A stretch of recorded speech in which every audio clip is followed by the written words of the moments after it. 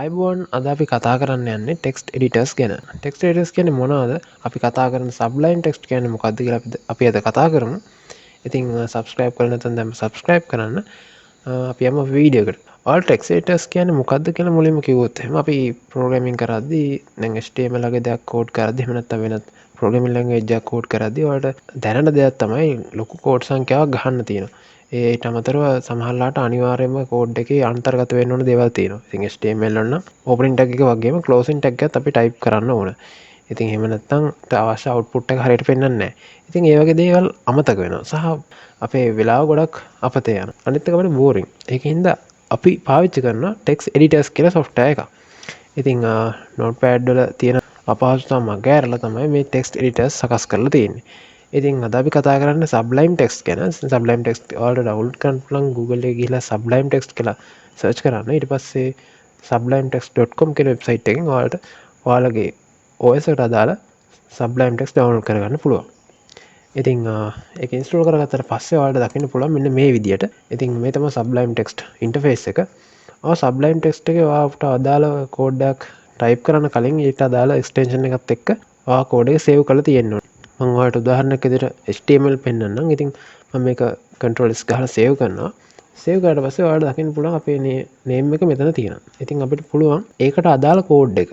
ඔයාලා දැකලා ඇති කලින් මම මේ basic code එක basic structure එක type කරලා තියෙනවා. ඉතින් ඒක ඔයාලට වෙනම type කරන්න ඕනේ. HTML කියලා type කරලා tab එක press කරොත් එහෙම HTML වලට අදාළ කෝඩ් එක ඔයාලට ගන්න පුළුවන්. එහෙම නැතුව ඔයාලට පුළුවන් කෝණ වරහනත් එක්ක අපි ටැග් එක ගහනකොට ඊට අදාළ සජෙෂන්ස් පෙන්වනවා.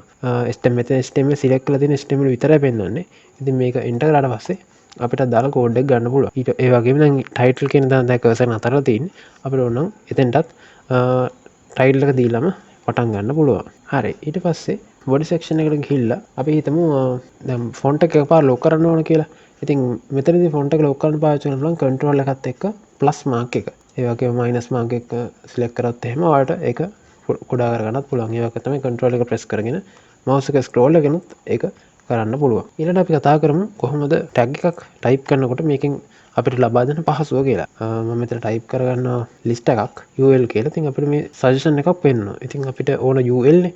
ඒකින්ද අපි arrow key එකෙන් පහළට ගිහිල්ලා enter එක දුන්නාට පස්සේ UL එක දාලා tag දෙකම පෙන්නනවා. ඉතින් අපිට closing UL එක අමතක වෙන්නේ නැහැ. සහ මේ slash එක අමතක වෙන්නේ නැහැ. ඉතින් අපිට පුළුවන් එතේ ඉඳලා enter කරලා අපිට දාලා දේ ගහගෙන යන්න. ඉතින් හිතන්න අපිට අමතක වෙලා li tag එක අමතක වුණා කියලා. ඉතින් අපි මෙතන list item දාලා නැහැ.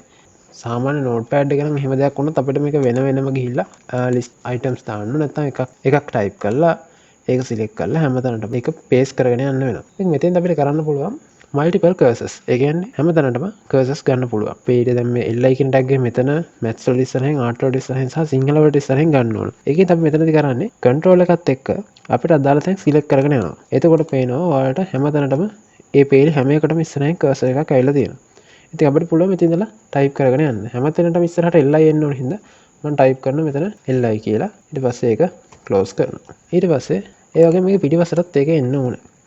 ඒ වගේම අපිට පුළුවන් මේ හැම වචනයකම පිටිපස්සට අරන් යන්න එතනදිම end key එක press කරන්න පුළුවන්. end key එක press කරොත් එහෙම වචනේ අන්තිමට යනවා. ඒ වගේම home key එක press කරොත් ආයෙ වචනේ මුලට එනවා. ඉතින් මම end පැත්තට ගිහිල්ලා කෝණ වරහනත් එක්ක slash ගහුවාම අපිට අදාළ අපි දැනට type කරලා තියෙන කෝඩ් වල ending tag එක එනවා. නැත්නම් closing tag එක එනවා. ඉතින් මෙතන හරියට පහසුවක් වෙනවා මේ දේවල් type කරගන්න. ඉතින් ඊළඟ දේ තමයි අපි කොහොමද line එකක් උඩට සහ පහළට අරන් යන්නේ කියලා. ඉතින් අපි හිතමු මෙතන art කියන දේ මුලටම එන්න ඕන කියලා. ඉතින් අපිට කරන්න තියෙන්නේ multiple cursors sign කරන්න escape key එක හරි mouse එක කොහෙද නැත්නම් click එකක් හරි දෙනවා. ඉතින් art කියන එක කියන line එක කොහෙද නැත්නම් click කළා අපිට පුළුවන් control එකයි shift එක සහ arrow key එක press කරන්න. අපිට මේ උඩට යන්න ඕන හින්දා අපි උඩට තියෙන arrow key එක up arrow key එක press කරනවා.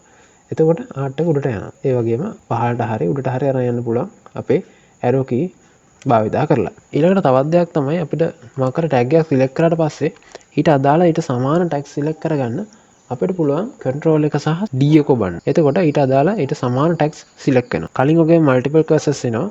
එතකොටත් අපිට පුළුවන් මෙතන ඉඳලා ඕන දෙයක් type කරන්න. එහෙම නැත්නම් home එක හෝ end එක හෝ press කරලා ඉස්සරහට පිටිපස්සට අරන් යන්න. මෙතනදී අපි වෙනත් ඕනම දෙයක් type කරන්න පුළුවන්. ওই විදිහට අපිට අවශ්‍ය දෙයක් හැමතැනම ගන්න මේ multiple cursors මේ විදිහට ගන්න පුළුවන්.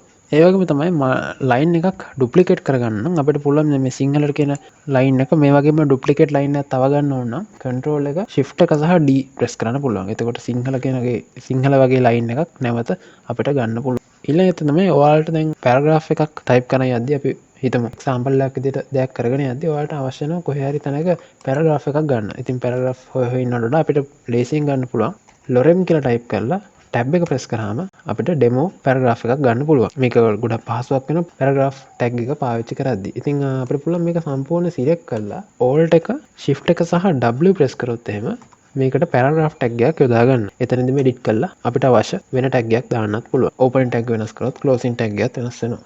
ඒ වගේම තවත් දෙයක් තමයි අපිට CSS වල වගේ නම් දැන් ක්ලාස් එහෙම පාවිච්චි කරනවා. ඒකට දැන් අපි div කියන ටැග් එකක් තියෙනවා.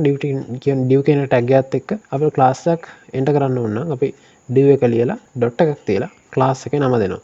ක්ලාස් එකේ නම new කියලා ගත්තොත් එහෙම කරලා අපි මෙතන ක්ලාස් එකේ නම දීලා ටැබ් එක ප්‍රෙස් කරොත් අපි ඒක ක්ලාස් එකක් විදිහට ටැග් එක අංග සම්පූර්ණ වෙනවා. ඒ කියන්නේ div ක්ලාස් එකකම div එකේ closing ටැග් එකත් ක්ලාස් එකක් විදිහට අපි දීපු නමත් එනවා.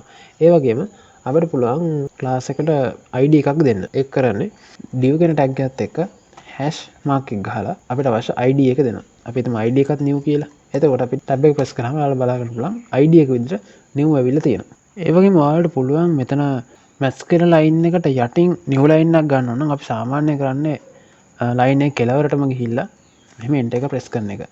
ඒ වුණාට අපිට පුළුවන් වෙනස් විදියකට ඒක ගන්න. අපි line එකේ මැද ඉන්නවා කියලා හිතමු මේක දිග line එකක් නම් අපිට කෙලවරට යන්න ඕනේ. එතන ඉඳලම control එකයි enter එකයි ගහුවට පස්සේ අලුත් line එකකට යනවා.